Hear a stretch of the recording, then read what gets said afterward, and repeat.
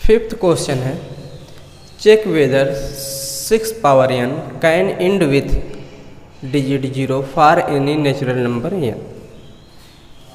हम देखते हैं कि जब किसी भी नंबर का इन डिजिट 0 होता है तो इसका हम फैक्टराइजेशन करते हैं, तो इसके फैक्टराइजेशन में हमें 2 और 5 मिलते हैं। एग्जाम्पल देख लेते हैं।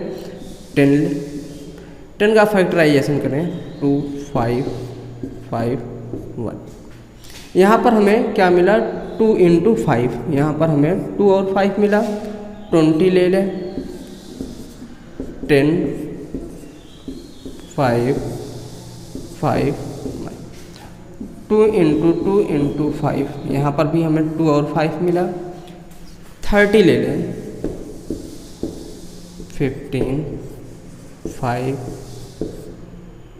3 2 इंटू 5 इंटू 3, यहाँ पर हमें 2 और 5 देखने को मिला। तो हम देखते हैं कि जब हम फैक्टराइजेशन किए तो हमें 2 और 5 मिलता है। तो हम जब 6 पावर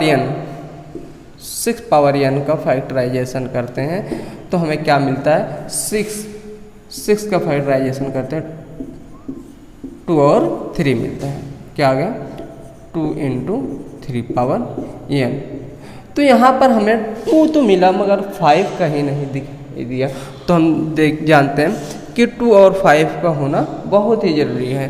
तो यहाँ 2 और 5 ना होने की वजह से तो यह इसका इन डिजिट 0 नहीं होगा। तो हम लिख देते हैं prime factor of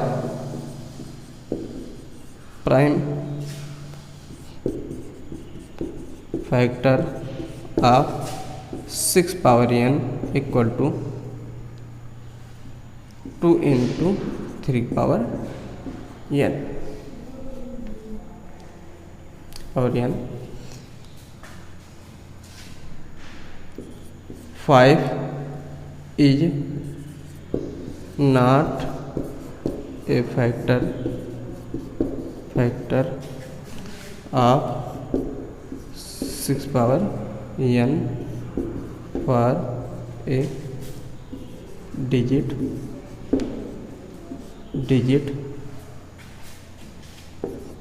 end with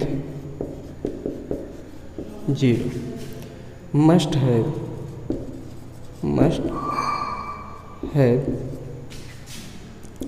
2 and 5 as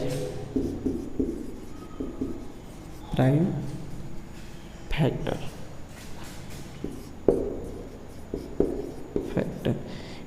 इसलिए 6 power n can not and with digit 0। ये आपका 5th क्वेश्चन हुआ।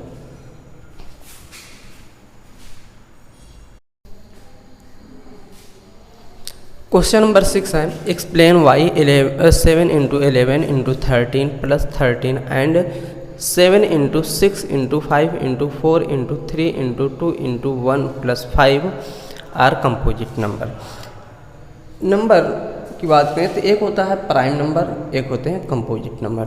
प्राइम नंबर वे नंबर जो 1 से डिवाइड होते हैं या खुद से डिवाइड होते हैं, प्राइम नंबर कहलाते हैं। और कंपोजिट नंबर वे नंबर जो 1 से भी डिवाइड होते हैं, अदर नंबर से भी डिवाइड होते हैं। जैसे मान लीजिए 3 है, 3 सिर्फ और सिर्फ 1 से डिवाइड होगा या तो 3 से डिवाइड होगा। 5 हुआ 1 से डिवाइड होगा या 5 से डिवाइड होगा। 7 हुआ 1 से डिवाइड होगा या 7 से। ये सारे के सारे नंबर जो होते हैं प्राइम नंबर होते हैं, प्राइम नंबर होते हैं। अब कंपोजिट नंबर की बात करें, एग्जांपल की देख लें। कंपोजिट नंबर देख लें, जैसे 6 हुआ, 6 2 से भी डिवाइड होगा, 1 से भी डिवाइड होगा, 3 से भी डिवाइड होगा, 6 से भी डिवाइड होगा। 4 1 से भी डिवाइड होगा, 2 से भी डिवाइड होगा, 4 से भी डिवाइड होगा। तो ये सारे के सारे जो होगा कंपोजिट नंबर। तो हम देखते हैं जो ये नंबर है 7 इंटू 11 इंटू 13, ये एक नंबर, इसे सिर्फ हम लोग फैक्टराइज करके हमें फैक्टराइज करके दे दिया गया है प्लस 13। तो इसमें हम देखते हैं इसमें भी 13, इसमें भी 13, 13 दोनों में कॉमन है। तो हम लिख देते हैं 13 is common factor, common factor. अब 13 इसमें कॉमन फैक्टर है, अदर देन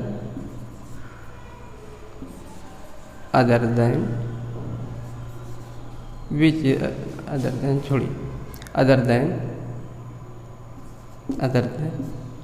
1। तो इससे हमें पता चलता है ये जो नंबर है ये कंपोजिट नंबर है। तो हम लिख देते हैं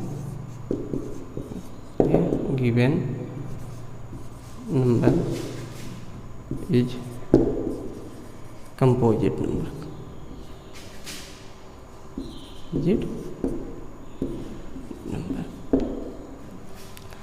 दूसरा है 7 into 6 into 5 into 4 into 3 into 2 into 1 plus 5।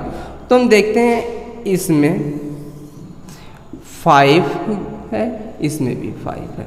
तो हम यहाँ अगर इन्हें देखें तो हम कुछ इस तरीके से लिख सकते हैं 7 into 6 into 5 into 4 into 3, 5 common ले लेते हैं। 5 अगर हम कॉमन ले लेते हैं 7 into 6 into 1 into 4 into 3 into 2 into 1। हम ये 1 लिखें या ना लिखें इससे कोई भी फर्क नहीं पड़ेगा, प्लस 1। देखते हैं कि ये जो 5 है दोनों में कॉमन है। तो हम लिख दें 5 is common factor other then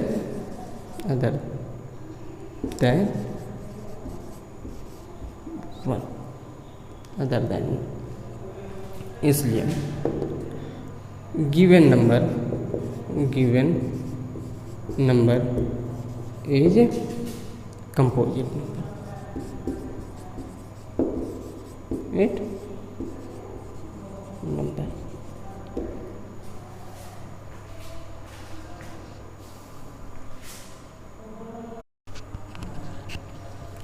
question number 7 है, कहा गया है सोनिया और रवि दोनों एक सर्कुलर फील्ड है, सर्कुलर फील्ड है और दोनों इस सर्कुलर पाथ पर जो है चक्कर लगाते हैं। और कहा गया है कि सोनिया एक चक्कर कंप्लीट यानी कि एक राउंड कंप्लीट करने में 18 मिनट लेती है सोनिया, और वही सर्कुलर पाथ रवि कंप्लीट करने में 12 मिनट लेता है। तो आपसे कहा गया है कि अगर रवि और सोनिया दोनों एक साथ इस पॉइंट से किसी भी पॉइंट से एक साथ चक्कर लगाते हैं, तो आपसे कहा गया है कि ये दोनों जो है कितने मिनट बाद स्टार्टिंग पॉइंट पर आकर मीट करेंगे, मिलेंगे। सोनिया कितना 18 का हम फैक्टराइजेशन करते हैं, 18 का फैक्टराइजेशन करेंगे 2 9 3 3 3, 18 का आ जाता है 2 इंटू 3 इंटू 3। 12 का करेंगे 12 2 6 2 3 3 1 12 2 इंटू 3। अब इनका हम एलसीएम लेते हैं। एलसीएम इसे हम क्या लिख सकते हैं,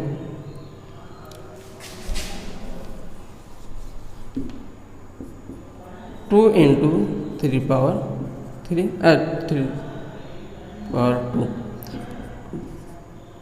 टू दी पावर 2 इंटू 3। तो हम देखते हैं जो सबसे ज़्यादा बड़ी पावर वाली नंबर होती है इसी को हम काउंट करते हैं, तो आ जाएगा 3 स्क्वायर। एलसीएम आ जाएगा, एलसीएम आ जाएगा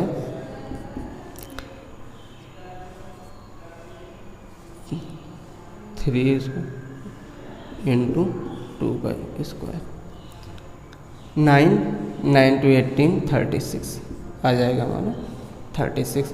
तो हमें पता चला कि रवि और सोनिया 36 मिनट पर जो स्टार्टिंग पॉइंट है वहाँ पर आकर मीट करेंगे।